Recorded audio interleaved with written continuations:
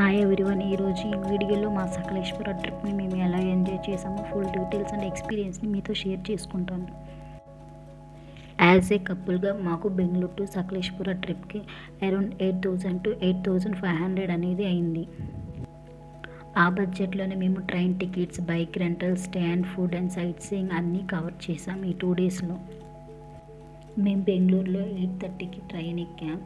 So మేము sleeper book చేసుకున్నాం. మాకు రావడానికి అలాగే వెళ్ళడానికి అరౌండ్ 1,000 అయింది. మేము 3 కల్లా మేము సకలేశ్వర రైల్వే స్టేషన్లో దిగాము. బైక్ రెంటల్స్ అనేది 6కి ఓపెన్ అవుతుంది. సో అందుకని మేము స్టేషన్లోనే వెయిట్ చేసాము. నెక్స్ట్ 6 తర్వాత వెళ్ళి మేము ఆ బైక్ని కలెక్ట్ చేసుకొని ఫస్ట్ మంజరాబాద్ ఫోర్ట్కి వెళ్ళాం. బట్ ఓపెన్ అవ్వలేదు. ఫోర్ట్ అయితే 8కి ఓపెన్ అవుతుందంట. సో అందుకని మేము ఫస్ట్ అయితే మా స్టేకి వెళ్ళిపోయి ఫ్రెష్ అయ్యి and started our journey. Bike మీద వెళ్తుంటే ఇటు చూసిన గ్రీనరీ, చెట్లు అండ్ కాఫీ ఎస్టేట్స్. అందులో అప్పుడే క్లైమేట్ చల్లగా అండ్ వర్షం పడడం స్టార్ట్ అయింది. ఫస్ట్ అయితే నేను పట్లబెట్టకి వెళ్ళాను. Really it is the most experience trek. Patlabetta view చూడాలంటే లాంగ్ ట్రెక్ చేయాల్సిందే. మేము ట్రెక్ చేయడం స్టార్ట్ చేసాం. మధ్యలో రెస్ట్ తీసుకున్నాం. మేము ముందుకు వెళ్తుంటే రెయిన్ స్టార్ట్ అయింది. అయినా మేము రెయిన్లో ట్రెక్కింగ్ చేస్తూ ముందుకు వెళ్ళాం. ఫైనల్లీ మేము డెస్టినేషన్ రీచ్ అయ్యాం. బట్ వ్యూ మాత్రం next level. Clouds, mist, greenery, మౌంటైన్స్తో ఫుల్ కవర్ అయ్యింది. హానెస్ట్లీ వీడియోల కంటే రియల్గా బ్యూటిఫుల్గా ఉంది. రెయిన్ వల్ల ఆ ప్లేస్కి ఒక డిఫరెంట్ బ్యూటీ వచ్చింది. Honestly, this is one of the best experience of my trip. We took some photos and enjoy some times and back to Bislighat view point. అలా వ్యూ పాయింట్కి మనం రీచ్ అయ్యేలోపు మాకు ఎంత ఖర్చు అయిందో మొత్తం బడ్జెట్ అనేది ఇప్పుడు నేను చెప్తాను. ఫర్ ట్రైన్ మాకైతే 1,000 రూపీస్ అయిపోయింది రావడానికి అండ్ వెళ్ళడానికి. అండ్ బైక్ రెంటల్కి అయితే 2K, పెట్రోల్కి 1K, ఫుడ్కి 1,500 అయితే అయింది.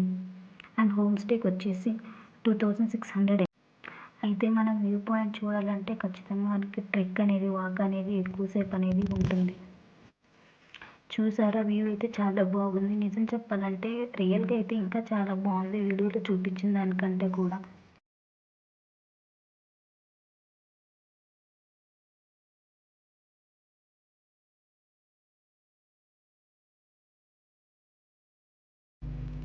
బిస్లీఘాట్ వ్యూ పాయింట్కి వెళ్తుంటే మాత్రం వర్షం అనేది హెవీ అయిపోయింది. మా ముందు అయితే ఎవరు లేరు. ఇంకా లోపలికి వెళ్తుంటే వర్షం ఇంకా హెవీగా పడుతుంది. మేము వెళ్ళకూడదని అనుకున్నాం. బట్ మళ్ళీ అలాగో వచ్చాం కానీ వర్షంలో వెళ్ళిపోయాం. ఫుల్గా తడిచిపోయాం. మేము ఒక షాప్ దగ్గర వర్షం తగ్గేంత వరకు వెయిట్ చేసాం. ఫైనల్గా మేము వ్యూ పాయింట్కి అయితే వచ్చేసాం. అక్కడ ఎంట్రీ టికెట్ అయితే మాత్రం 20 రూపీస్ పే చేయాలి. మేము ఎంట్రీ టికెట్ తీసుకొని వ్యూ పాయింట్కి వెళ్ళాం. ఆ వ్యూ పాయింట్లో మొత్తం క్లౌడ్స్తో ఉంది. మనం ముందే ఏం కనిపించదు. మనం డిఫరెంట్ మోడ్లో ఉన్నామా అని అనిపించింది. నిజంగా చాలా బాగుంది. ఇన్ కేస్ క్లౌడ్స్ అనేది లేకపోతే మాత్రం అక్కడున్న సీనరీ అనేది ఇంకా క్లియర్గా విజిబుల్ అయ్యి ఉండేది. క్లౌడ్స్ అనేది మూవ్ అవుతున్నప్పుడు లైట్గా అక్కడ వాటర్ ఫాల్స్ అనేది, అలాగే కిందున్న చెట్లు, అలాగే ఫారెస్ట్ అనేది కనిపిస్తూ ఉంది.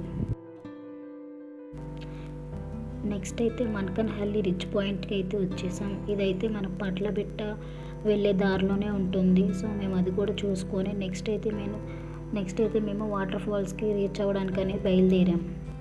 వాటర్ ఫాల్స్కి వెళ్ళేటప్పుడు మాత్రం అసలు ఆ చుట్టూ ఆ గ్రీనరీ, ఆ చెట్లు, ఆ పొలాలు, ఆ ఇల్లులు అయితే మాత్రం చాలా బాగున్నాయి.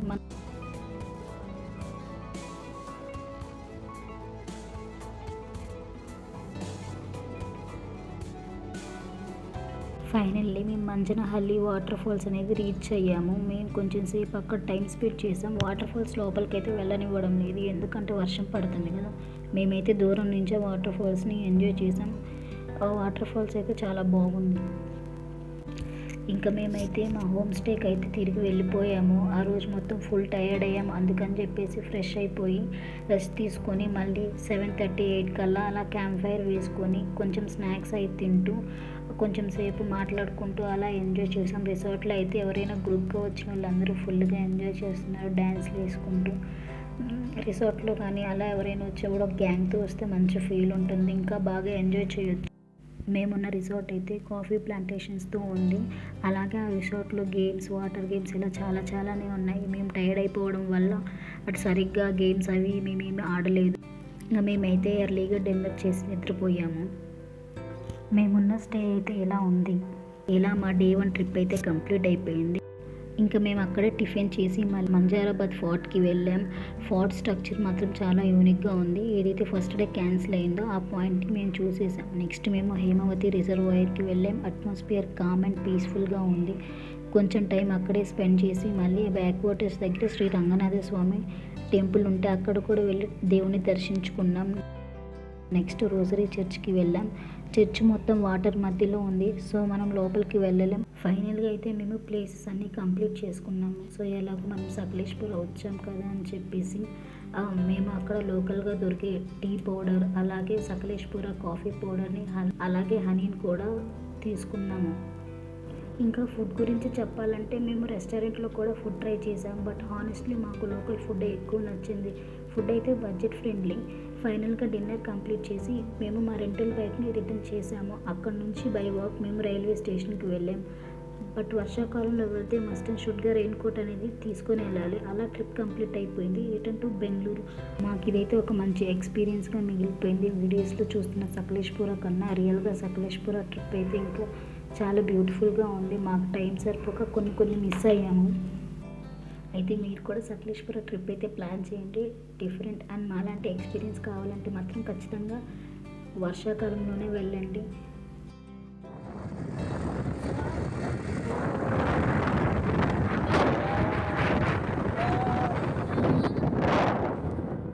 ఇలా మా ట్రిప్ని అయితే ఎంజాయ్ చేసాం. ఈ వీడియోని మీరు సేవ్ చేసుకోండి అండ్ ట్రయల్స్ అండ్ టెస్ట్ ఛానల్ని సబ్స్క్రైబ్ చేసుకోండి.